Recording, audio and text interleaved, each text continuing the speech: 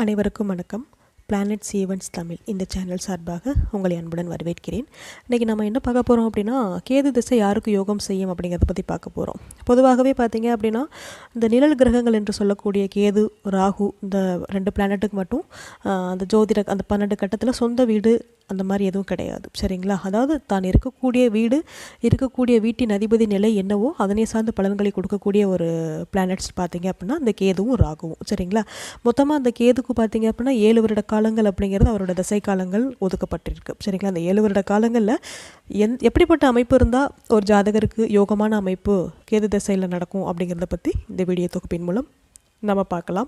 பொதுவாகவே கேது பகவான் அப்படிங்கிற கிரகம் பார்த்தீங்க அப்படின்னா ஞானக்காரகன், மோட்சக்காரகன், அதாவது நல்ல ஒரு ஆன்மீகம் சார்ந்த நல்ல ஒரு உயரிய எண்ணங்கள், ஆன்மீகம் சார்ந்த நல்ல ஒரு உயரிய நிலை, இதெல்லாம் கொடுக்கக்கூடிய அமைப்பு யாருக்கு இருக்குது அப்படின்னா இந்த கேது பகவான் அதிக சுபத்துவமாக இருக்கக்கூடிய ஜாதகருக்கு கண்டிப்பாக அந்த ஒரு ஆன்மீகம் சார்ந்த உயரிய எண்ணங்களில் தன்னை ஈடுபடுத்தி கொள்ளக்கூடிய அளவுக்கு பார்த்திங்க அப்படின்னா கேது மகாதசை அப்படிங்கிறது அவங்களுக்கு யோகம் செய்யும். சரிங்களா? அப்போ யோகம் அப்படிங்கிறது நம்மளுக்கு வெளி உலக வாழ்க்கையை காட்டிலும் நம்மளோட அகம் சார்ந்த ஒரு பயணம், அகம் சார்ந்த ஒரு வாழ்க்கை இருக்குது பார்த்தீங்களா, நம்மளோட ஆத்ம ஞானம், ஆத்ம தரிசனம், இதை எல்லாத்தையுமே கொடுக்கக்கூடிய ஒரு அமைப்பு பார்த்திங்க அப்படின்னா அந்த கேது பகவானால் மட்டும்தான் முடியும். சரிங்களா?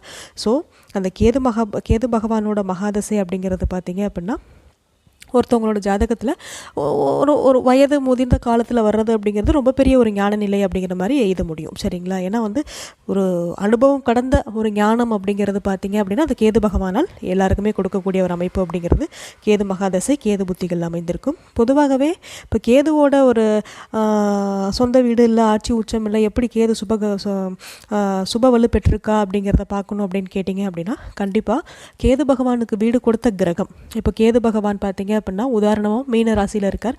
மீன ராசிக்குரிய ஒரு கிரகம் குரு பகவான் 5வது இடத்திலோ அல்லது கேதுவுக்கு 1, 5, 9 இந்த மாதிரி அமைந்தாலோ, அல்லது கேதுவுக்கு வீடு கொடுத்த கிரகம் குரு மீனத்தில் கேது இருக்கார் அப்படின்னா குரு கடகத்தில் இருக்கலாம், கடகத்திலேருந்து பார்த்தீங்க அப்படின்னா தனுசில் இருக்கலாம். ஏன்னா கேது பகவானோட ஒரு பலத்தை நிர்ணயம் செய்வதே பார்த்தீங்க அப்படின்னா கேதுவுக்கு வீடு கொடுத்த பிளானட் எந்த நிலைமையில் இருக்கிறாரோ அதன் அடிப்படையில் மட்டும்தான் கேது மகாதசை அப்படிங்கிறது ஒருத்தவங்களுக்கு நல்ல ஒரு அனுபவத்தை கொடுக்கும், நல்ல ஒரு மனப்பக்குவத்தை கொடுக்கும். இடம், பொருள், ஏவல் சார்ந்த விஷயத்தை நம்ம எப்படி ஹேண்டில் பண்ணணும் அப்படிங்கிறத நல்ல ஒரு மைண்ட் பவர் அப்படிங்கிறத கண்டிப்பாக கொடுக்கும். சரிங்களா? பொதுவாக இந்த கேது மகாதசை நடக்கிறவங்க பார்த்தீங்க அப்படின்னா ஆன்மீக காரியங்களில் தன்னை ரொம்ப அர்ப்பணிப்போடு நல்லா ஈடுபடுத்திக்குவாங்க. சரிங்களா? பொதுவாக அந்த கேது மகாதசை நடக்கிறவங்க இந்த கோவில் சார்ந்த பணிகள், இந்த கோவில்களுக்கு நம்ம கைங்கரியம் பண்ணுறது, கோவில்களையும் நம்ம மறுசீரமைப்பு பண்ணுறது, இந்த மாதிரி எல்லா புண்ணிய காரியங்கள்லையும் பார்த்திங்க அப்படின்னா அந்த கேது பகவான் சுப வலிமையோடு இருக்கிறவங்க பார்த்திங்க அப்படின்னா தன்னை அவங்களாகவே அவங்களாகவே ஈடுபடுத்தி கொண்டு நல்ல ஒரு தர்ம காரியங்களை ஈடுபடக்கூடிய அமைப்பு அப்படிங்கிறது இந்த கேதுவால் தான் ஒரு ஜாதகருக்கு பார்த்திங்க அப்படின்னா கிடைக்கிது. பொதுவாகவே பார்த்திங்க அப்படின்னா கேது பகவான் ஒருத்தவங்க லக்னத்திலேருந்து, இப்போ உங்களோட லக்னம் பார்த்திங்க அப்படின்னா ஒரு மேச லக்னம்னு வச்சுக்கிட்டோம் அப்படின்னா 1, 5, 9 இங்கே இருக்கலாம் கேது பகவான்.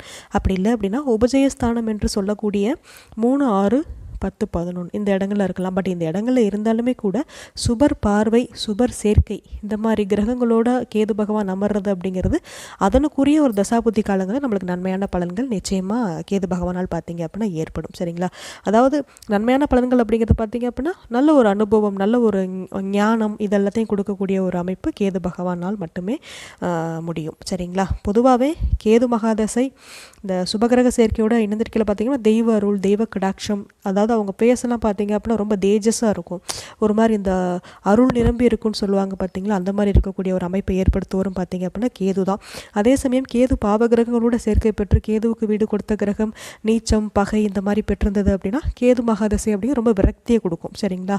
ஸோ இது கொஞ்சம் நம்ம ஜாதகத்தை கொஞ்சம் பார்த்து தெரிஞ்சுக்கணும். பொதுவாகவே கேது பகவான் அப்படிங்கிற கிரகம் பார்த்தீங்க அப்படின்னா தசை நடத்தும் போது விநாயகர் வழிபாடு பண்ணுறது ரொம்ப ரொம்ப நல்லது. ஏன்னா கேது பகவானோட அதிதேவதை அப்படின்னு பார்த்தோம் அப்படின்னா விநாயகர் பகவான் தான். சரிங்களா?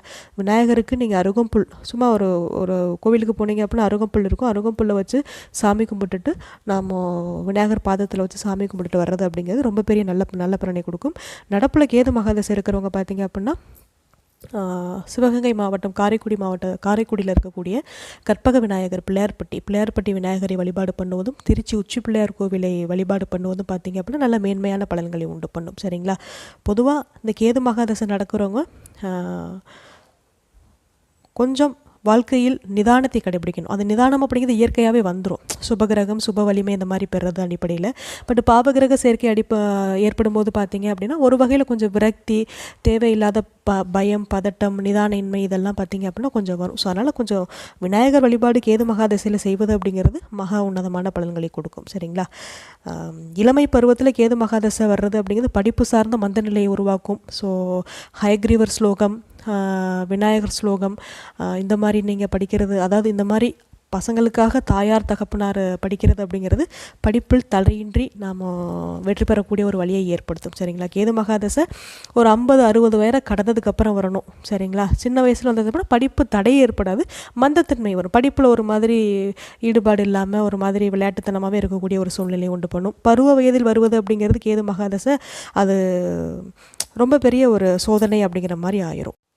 ஏன்னா இப்போது கேதுவோட திசை 7 வருட காலம் அப்படின்னு பார்த்தோம் அப்படின்னா பருவ வயதில் 7 வயது. இப்போ கல்லூரி முடித்த காலங்களில் கேது திசை வருது அப்படின்னா நல்ல வேலை கிடைக்காது, திருமணம் தாமதமாகும். ஸோ இந்த மாதிரி ஒரு சில தடை தாமதங்கள் அப்படிங்கிறது இந்த கேது மகாதசையில் கண்டிப்பாக இருக்கும். சரிங்களா? அதனால் இந்த கேது மகாதசை நடப்பில் இருக்கிறவங்க முக்கியமாக வருடத்திற்கு ஒரு முறை, வருடத்திற்கு 2 முறை திருச்சி உச்சி பிள்ளையார் கோவிலுக்கும் பிள்ளையார்பட்டி கற்பக விநாயகர் கோவிலுக்கும் சென்று வருவது அப்படிங்கிறது நல்லது. பக்கத்தில் உங்கள் வீட்டுக்கு பக்கத்திலே கோவில்கள் இருந்தது, அரச மரத்தடி பிள்ளையார் இந்த மாதிரிலாம் இருந்தது அப்படின்னா ஒரு மாதம் ஒரு முறை இல்லைனா வாரம் ஒரு முறை விநாயகருக்கு அருகம்புல் மாலை வைத்தோ இல்லை அருகம்புல் வைத்தோ வழிபாடு பண்ணுவது அப்படிங்கிறது நல்ல பலன்களை பெற்றது.